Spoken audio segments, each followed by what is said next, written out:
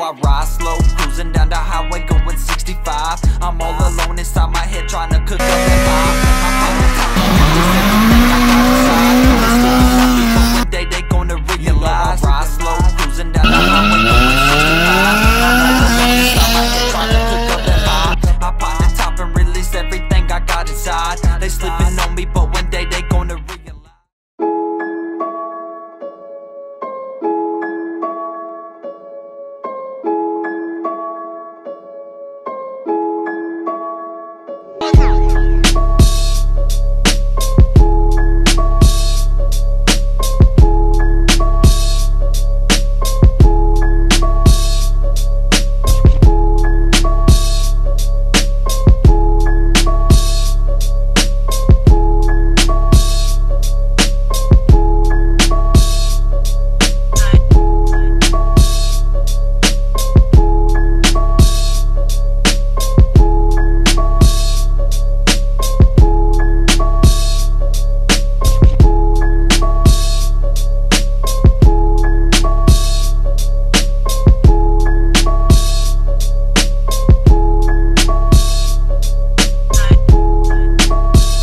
Alright guys, so as you saw in that last little slight time lapse, got the spindles back mounted up, good to go. The only thing is I have to put a stud in this one, but that's no big deal.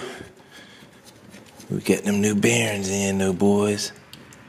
We got them new bearings in.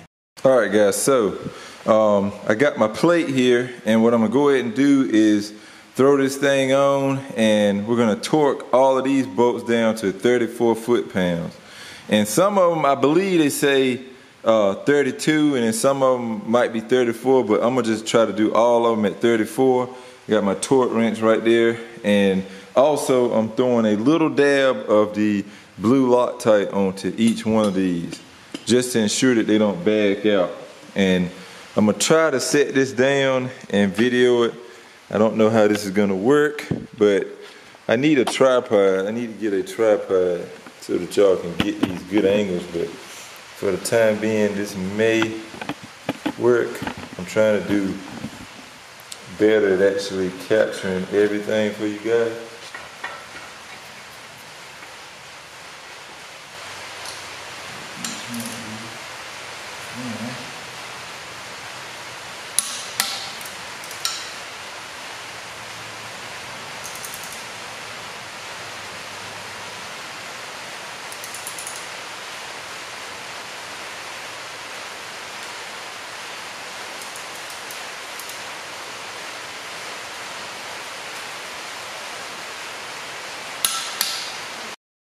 Alright, so now what we're going to do is go ahead and install the clutch. And before you do so, make sure you hit your pressure plate as well as your flywheel with a little bit of brake parts clean. And make sure, you know, there's no, they ship this stuff with like a rust preservative on it. And you don't want any of that,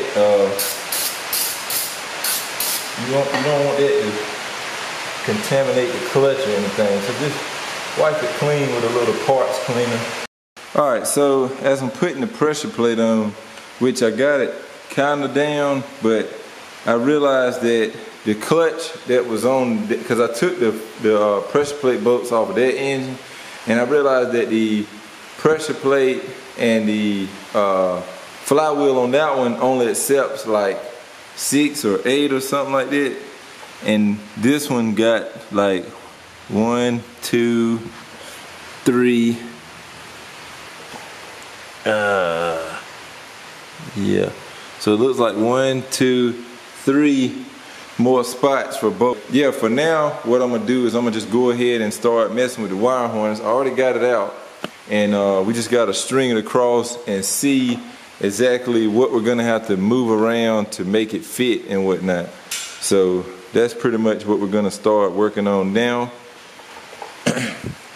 Again, this is a DX harness, so it's not gonna fit like a glove, but we're gonna make it work the best we can with as little modification as we can. So the key points that we're gonna have to address are the fact that this has OBD1 injectors on it, or pin plugs on it. So these and these will not plug into the OBD2 injector, so we have to cut each one of these off and wire in the OBD2 injector plugs.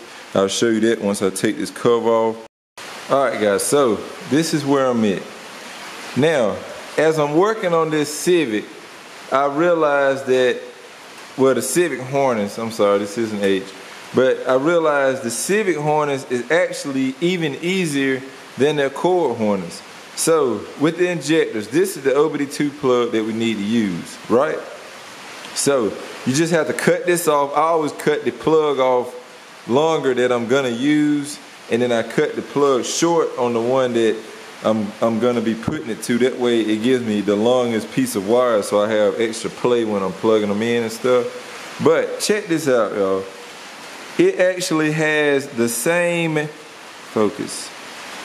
See that yellow wire with the black stripe? This is the constant on these injectors, and this yellow wire with the black stripe is the constant on these. So that's really dope. On the Accords, it'd be like a red wire with a black stripe. So you have to match all the red wires with the black stripe with the yellow wire with the black stripe. But on the Civic, it's actually the exact same. So all you have to do is match the yellow wire with the black stripe to the yellow wire with the black stripe on each injector. Now, it's also another color wire on each one, and I'm not sure if all of those are gonna match color-wise, but they may just match, yo. This is crazy. This is crazy. Let me see if I can hold this with my legs for y'all. But so, all right, so this is another pigtail we got. Again, remember the yellow wire with the black is gonna go with the yellow wire with the black on the Hornets. But check this out. So I'm looking. Which one was it? Look at this. There, if you can see that, there is a yellow wire with the black and a red, just like this. So we got those two that match. Let's see if all of these match up right quick. I'm sorry for the rain, y'all. It is coming down outside. So this one, what color is that? I'm not exactly sure. It looks like a brown maybe. And what do you have here? A brown. See that? That's a brown wire, and that's a brown wire. So yeah, so these would tie in. Then we got a blue one. I know I just saw the blue one. It's kind of faded, but you can see right there, that's actually blue, and there's the blue. So damn, that's cool, guys. So yeah, this is really straightforward. I thought I was going to explain it to you a lot more, but yeah, if you're using a 93 to 95 Honda Civic Hornets, the colors actually match perfectly to the OBD2 ones. That's really dope. Never knew that. But if yours doesn't match, the one that remains the same across all 4 injectors, always use that to match your wires up. I don't know if that makes any sense, but say, let's just throw 2 different colors out there. Say, all right, this one is a yellow one with a black stripe, right? So let's just go with that. So that, say this one is the right way, right? Yellow with a black stripe and then a yellow wire. Now let's say your Hornets has a blue wire and a green wire with a black stripe. And each injector you check, each wire, it might have a yellow wire with a green wire with a black stripe. So then you'll know the green wire with the black stripe should match up to the yellow wire with the black stripe on these, all the way across, and you'll be fine. The second one, the solid color doesn't matter. As long as you got the one with the black stripe matched up all the way across all 4 injectors, it's gonna work fine. The solid color does not matter if it's matching a yellow to a blue or a green to a white. That doesn't matter. As long as the one with the stripe on it matches whatever color the one with the stripe is on your Hornets, it will work just fine.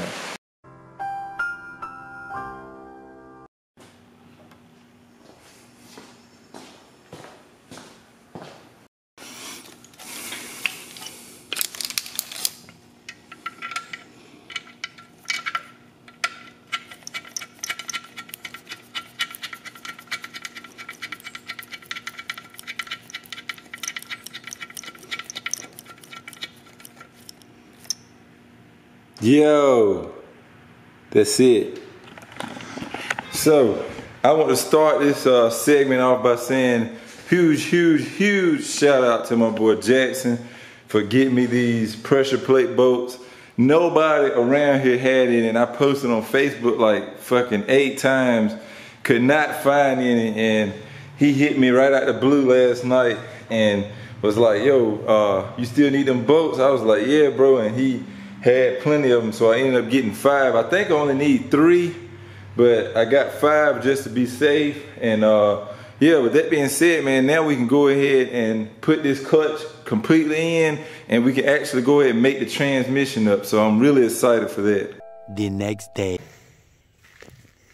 All right, guys, so it's been, well, since yesterday, and it is now Saturday morning, and I just wanted to give a little update. I do apologize for not filming the rest of what I did yesterday, but I got so frustrated. I was just trying to get everything done. So as you can see, we got the trans and stuff all mounted up, and finished off the wiring, got the alternator wires extended, and I got the brake disc and stuff on. Haven't mounted the caliper because I need some grease to put on it before I slide it up onto the pins. So I got to get a little grease. But right now, the big situation is I'm trying to get this engine to fit. And it is a little more difficult than I thought it would be. So I beat the shit out of the frame back here with my good old mallet there. And it's still touching just the slightest bit. I marked it so I would know, but it's touching right where that mark is on the back side of this pulley right here. So I gotta get this in just a little bit more. Probably like if I could get it like 1/4 of an inch, I would be straight. As you can see, I made a mess in the floor. The Hasport mounts would not, the bolts that came with the mounts that kind of like go into these little slots here, they would not screw into the block for the HDB plate. Those holes are a lot bigger, so I had to hollow this out a little bit. And at this point, I'm not exactly sure like what bolts go with what for the HDB plate, but I know I've got all the bolts in the plate and all the bolts in the transmission. So I don't know. I'm guessing some of these were supposed to be for the actual mount. I got the bolts into the little side mount piece too. So, but these actually thread into that, and so all I did was drill out this enough to where I could stick them in there like that, and that's pretty much what I did. The only problem is I'm missing one bolt. I don't have a 3rd one for this hole, so I gotta try to find something that'll work, because the last bolts in this pack are too small, and I know where 2 of these go. 2 of these are to hold a slave cylinder on, so we gotta make sure we save those for that.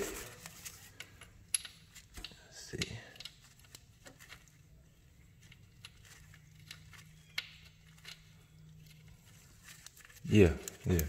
Okay, so that's for the starter. So that's where that goes. And then the other 2 must be the ones for the slave. See those little 2 ones in there? That's gonna go through the adapter that kicks the slave outwards so that it can clear the H motor. That's what those are for. So yeah, that's all settled. Yeah, but I just gotta go through my bolts and find me a 3rd one for this. But I'm not too worried about it yet, because as long as I can get 2 in there and get the motor actually sitting where it needs to go, I can always find a 3rd bolt and just slide right on in there. Look at it. That sounds like Jeremy.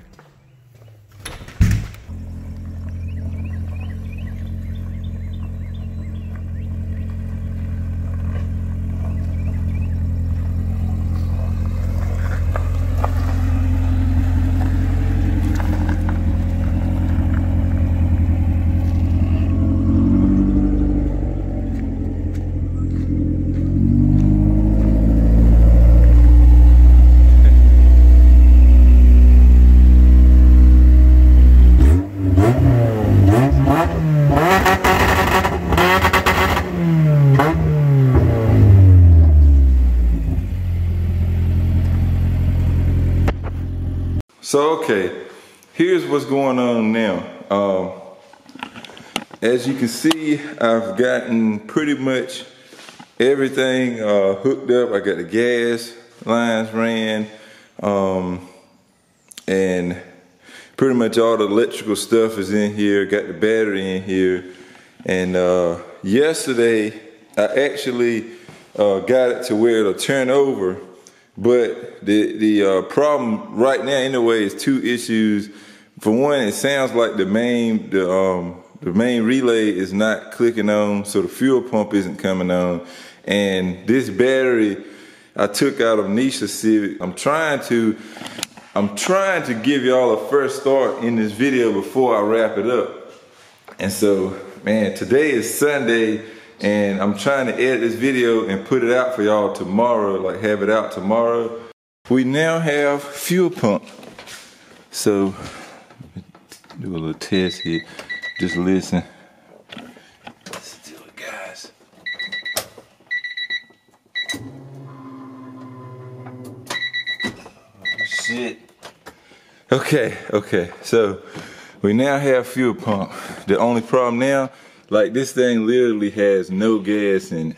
I don't know if y'all can see that or not. So what I'm gonna try to do is shoot to the store and fill my tank up with 93 and dump that in here and see if we can get us a first start so we can go and close out this video.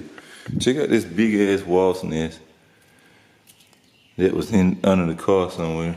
That's crazy.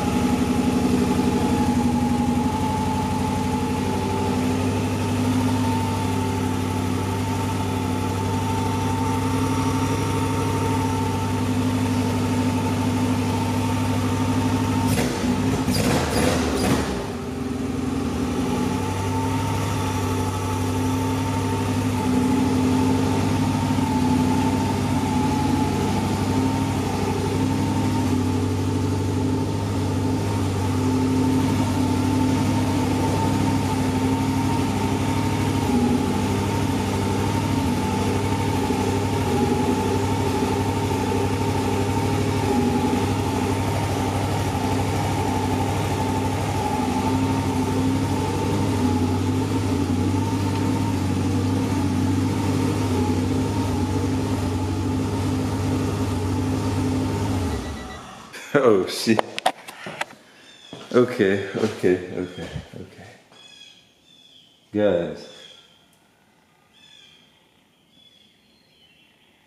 Guys, it fucking runs, man. Judging by my headers, this cylinder is not firing, so I gotta look into that. It's probably gonna be a bad injector, most likely, or a dirty injector.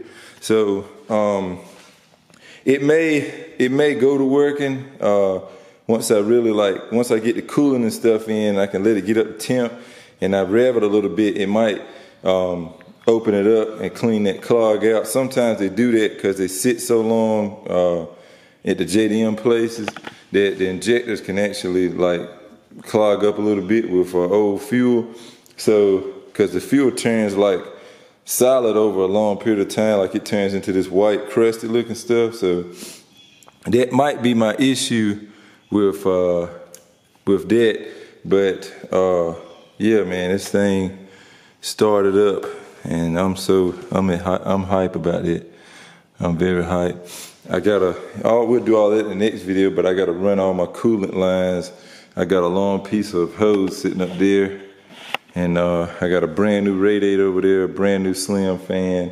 So we'll get that mounted over here, get the lines ran for that, as well as we'll get the alternator put on and get that situated. I only got 2 bolts in my header right now just because I knew I'm gonna have to take it off to get that alternator put on, but I really wanted to get this test start in this video.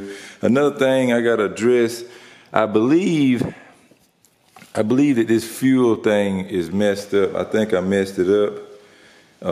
The girl at the place told me not to tighten it too tight, which I don't feel like I did, but I don't know, I'm scared to tighten it anymore. I might snug it just a little bit more, but it seems like it's leaking out of this little section right here, not up here. And she said it's like a rubber gasket in here. And she said if it get tightened too tight, it'll snap that rubber gasket. And I feel like that's what happened.